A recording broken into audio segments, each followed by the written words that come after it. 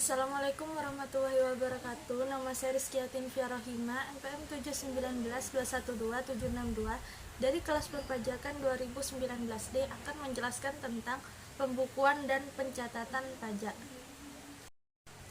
Pengertian dan dasar hukum pembukaan adalah suatu proses pencatatan yang dilakukan secara teratur untuk mengumpulkan data dan informasi keuangan meliputi harta, kewajiban, modal, penghasilan dan biaya, serta jumlah harga perolehan dan penyerahan barang atau jasa yang ditutup dengan menyusun laporan keuangan berupa neraca dan laporan laba rugi pada setiap tahun pajak berakhir. Dasar hukum kewajiban menyelenggarakan pembukuan adalah Undang-Undang Nomor 6 Tahun 1983 dan Undang-Undang Nomor 16 Tahun 2000 tentang KUP Pasal 28 Ayat 1 yang berbunyi wajib pajak orang pribadi yang melakukan kegiatan usaha atau pekerjaan bebas dan wajib pajak badan di Indonesia wajib menyelenggarakan pembukaan.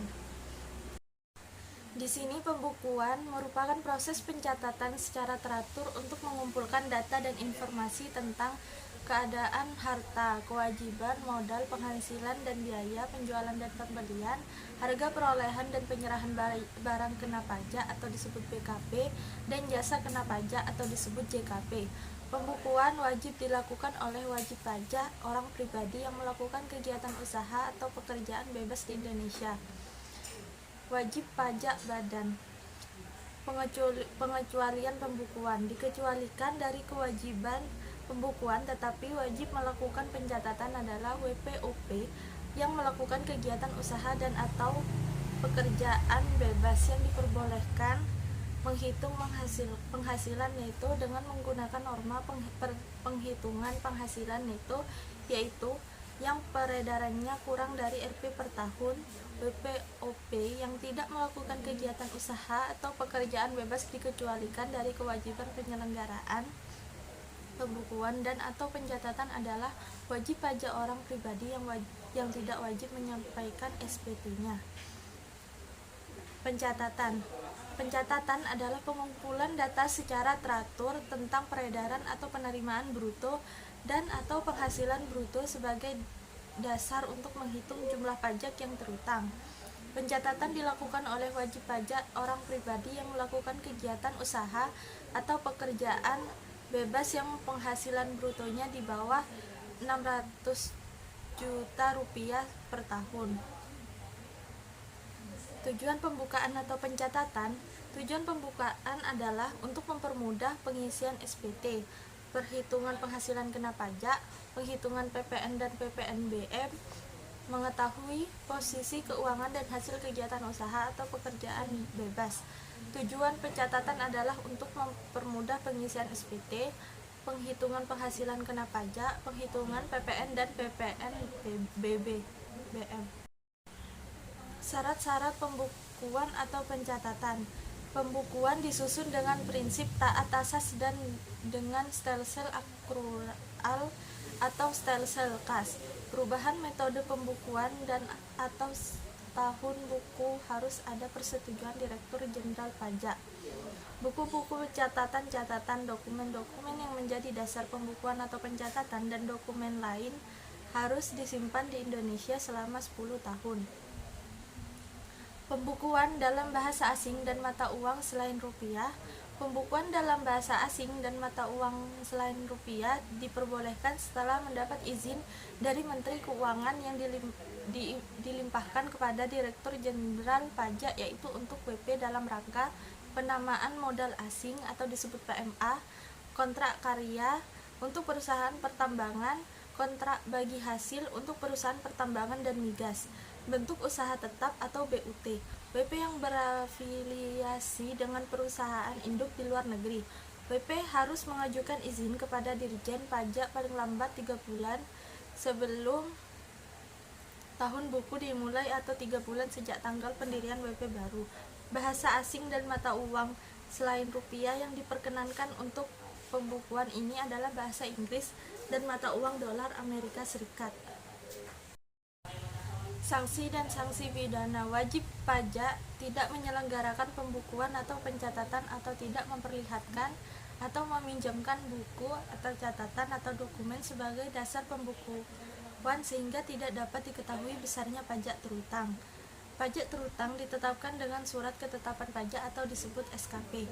Mengacu ke pasal 39 Undang-Undang KUP, jika dengan sengaja memperlihatkan pembukuan, pencatatan, atau dokumen lain yang palsu atau dipalsukan seolah-olah benar, atau tidak menyelenggarakan pembukuan atau pencatatan, tidak memperlihatkan atau tidak meminjamkan buku, catatan, atau dokumen lainnya, sehingga menimbulkan kerugian negara, diancam pidana penjara maksimal 6 tahun dan denda setinggi-tingginya 4 kali pajak terutang.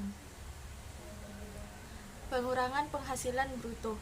Menurut Undang-Undang PPh Pasal 6 Ayat 1 berbunyi, besarnya penghasilan kena pajak bagi WPDN dan BUT ditentukan berdasarkan penghasilan bruto dikurangi biaya N3, yaitu mendapatkan, menagih, dan memelihara penghasilan, biaya pembelian bahan, biaya perkenaan pekerjaan atau jasa termasuk upah gaji, honorarium, bonus, gratifikasi, dan tunjangan yang diberikan dalam bentuk uang, bunga, sewa, royalti, biaya perjalanan, biaya pengolahan limbah, premi asuransi, biaya administrasi. Pajak, kecuali pajak penghasilan, disebut juga sebagai biaya yang berhubungan langsung dengan kegiatan usaha. Pengurangan penghasilan bruto, penyusutan dan amortisasi. Iuran kepada dana pensiun yang pendiriannya telah disahkan Menko, kerugian karena penjualan atau penghasilan harta yang dimiliki dalam perusahaan, kerugian karena selisih kurs mata uang asing. Jika WP menggunakan sistem pembukuan berdasarkan kurs tetap dalam garis besar itu kurs historis, pembebanan kerugian dilakukan pada saat realisasi atas perkiraan mata uang asing tersebut. Jika WP menggunakan sistem pembukuan berdasarkan kurs tengah BI, maka pengakuan biaya pada akhir tahun pajak. Biaya R&D perusahaan yang dilakukan di Indonesia, biaya beasiswa, magang, dan pelatihan untuk meningkatkan SDM, piutang yang nyata-nyata tidak dapat ditagih. Bukan biaya fiskal. Menurut Undang-Undang PPh Pasal 9 Ayat 1 berbunyi, untuk menentukan besarnya penghasilan kena pajak bagi WP dalam negeri dan BUT tidak boleh dikurangkan. Pembagian laba dengan nama dan dalam bentuk apapun seperti dividen, termasuk dividen yang dibayarkan oleh perusahaan asuransi kepada pemegang polis, dan pembagian SHU koperasi. Biaya yang dibebankan untuk kepentingan pribadi pemegang saham, sekutu, anggota. Pembentukan atau pemupukan dana cadangan kecuali cadangan piutang tak tertagih untuk usaha bank dan leasing, cadangan untuk perusahaan asuransi, cadangan biaya reklamasi untuk perusahaan tambang. Yang ketentuannya diatur dengan keputusan Menko Premi, asuransi kesehatan, kecelakaan jiwa, dwiguna, beasiswa yang dibayar oleh WPOP, kecuali jika dibayar pemberi kerja dianggap penambah penghasilan dan bagi perusahaan dapat dibiayakan. Penggantian atau imbalan sehubungan dengan pekerjaan atau jasa dalam bentuk natura atau kenikmatan, kecuali makan minum bagi seluruh pegawai dan natura atau kenikmatan di daerah tertentu dan berkaitan dengan pelaksanaan pekerjaan ditetapkan dengan Kep Menko Natura. Kenikmatan di daerah tertentu adalah di daerah terpencil, di mana natura kenikmatan ini dapat dijadikan sebagai biaya meliputi tempat tinggal termasuk perumahan bagi pegawai dan keluarga, pelayanan kesehatan, pendidikan bagi pegawai dan keluarga, pengangkutan, fasilitas olahraga bagi pegawai dan keluarganya.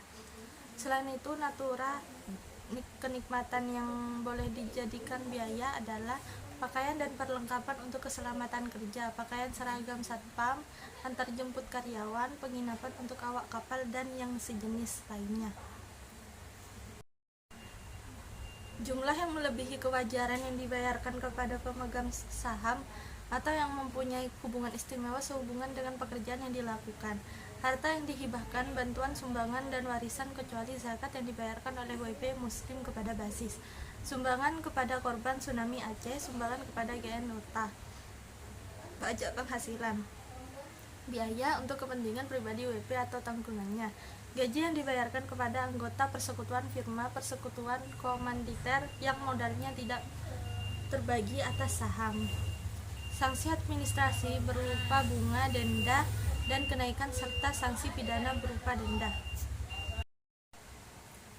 Syarat-syarat pembukaan atau pencatatan sekurang-kurangnya terdiri dari catatan yang dikerjakan secara teratur mengenai keadaan kas dan bank, daftar utang dan piutang, daftar persediaan barang. Pada akhir tahun, pajak membuat neraca dan laporan laba atau rugi. Diselenggarakan di Indonesia dengan menggunakan huruf Latin mata uang rupiah dalam bahasa Indonesia atau bahasa asing yang diizinkan oleh Menteri Keuangan. Pembukuan dengan bahasa asing dan mata uang selain rupiah harus ada izin Menteri Keuangan. Koreksi fiskal terjadi jika peraturan perundang-undangan perpajakan tidak mengakui biaya yang dikeluarkan oleh perusahaan sebagai biaya kondisi penyesuaian fiskal karena beda tetap. Beda tetap merupakan perbedaan pengakuan baik penghasilan maupun biaya antara akuntansi komersial dengan ketentuan Undang-Undang Pajak Penghasilan atau disebut PPh yang sifatnya permanen. Artinya, koreksi fiskal yang dilakukan tidak akan diperhitungkan dengan laba kena pajak.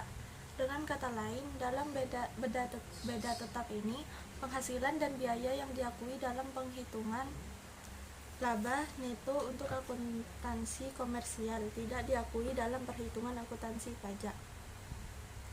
Contohnya, penghasilan yang menimbulkan beda tetap adalah hibah, sumbangan, dan penghasilan bunga deposito. Adapun contoh biaya yang menimbulkan beda tetap adalah biaya sanksi perpajakan, entertainment, pengeluaran, dan tidak ada kaitannya dengan kegiatan perusahaan. Karena beda waktu merupakan perbedaan pengakuan baik penghasilan maupun biaya antara akuntansi komersial dengan ketentuan Undang-Undang PPh yang sifatnya sementara. Artinya, koreksi fiskal yang dilakukan akan diperhitungkan dengan laba kena pajak. Dalam beda waktu ini, penghasilan dan biaya yang dapat diakui saat ini oleh akuntansi komersial atau sebaliknya tidak dapat diakui sekaligus oleh akuntansi pajak, biasanya karena perbedaan metode pengakuan. Contoh penghasilan yang menimbulkan beda waktu adalah pendapatan laba selisih kurs, sementara untuk contoh biayanya adalah biaya penyusutan dan biaya jenis penyesuaian koreksi fiskal. Secara sederhana, koreksi fiskal positif akan menyebabkan laba kena pajak akan bertambah atau dengan kata lain menyebabkan penambahan PPh terutang. Jadi, koreksi positif akan menambahkan pendapatan oleh mengurangi atau mengeluarkan biaya-biaya yang sekiranya harus diakui secara fiskal. Secara rinci, koreksi positif umumnya disebabkan oleh biaya-biaya yang tidak diperkenankan oleh pajak sebagaimana diatur dalam pasal 9 Undang-Undang PPh. Biaya-biaya tersebut diantaranya biaya yang dibebankan atau dikeluarkan untuk kepentingan pribadi wajib pajak atau orang yang menjadi tanggungannya, dana cadangan, penggantian atau imbalan sehubungan dengan pekerjaan atau jasa yang diberikan dalam bentuk natura atau kenikmatan. Jumlah yang melebihi kewajaran yang dibayarkan kepada pihak yang mempunyai hubungan istimewa sehubungan dengan pekerjaan yang dilakukan. Harta yang dihibahkan, bantuan atau sumbangan, pajak penghasilan, gaji yang dibayarkan kepada pemilik, sanksi administrasi, selisih penyusutan atau amortisasi komersial di atas penyusutan atau amortisasi fiskal, biaya untuk mendapatkan, menagih, dan memelihara penghasilan yang dikenakan PPh final dan penghasilan yang tidak termasuk objek pajak. Penyesuaian fiskal positif lain yang tidak berasal dari hal-hal yang telah disebutkan di atas. Sebaiknya koreksi negatif akan menyebabkan laba kena pajak berkurang atau pengurangannya PPh terutang. Hal ini disebabkan oleh pendapatan komersil yang lebih tinggi daripada pendapatan fiskal dan biaya-biaya komersil yang lebih kecil daripada biaya-biaya fiskal. Penyebab dari adanya koreksi negatif sendiri diantaranya adalah penghasilan yang dikenakan PPh final dan penghasilan yang tidak termasuk objek pajak tetapi termasuk dalam peredaran usaha PPh pasal 4 ayat 2, selisih penyusutan atau amortisasi komersial di bawah penyusutan atau amortisasi fiskal, dan penyesuaian fiskal negatif lain. Rekonsiliasi fiskal merupakan proses rekonsiliasi atas laporan keuangan komersil untuk mengoreksi penghasilan dan atau tidak diakui oleh peraturan perundang-undangan perpajakan. Hasil rekonsiliasi fiskal adalah laporan keuangan fiskal. Sampai di sini penjelasan dari saya, kurang lebihnya mohon maaf. Wassalamualaikum warahmatullahi wabarakatuh.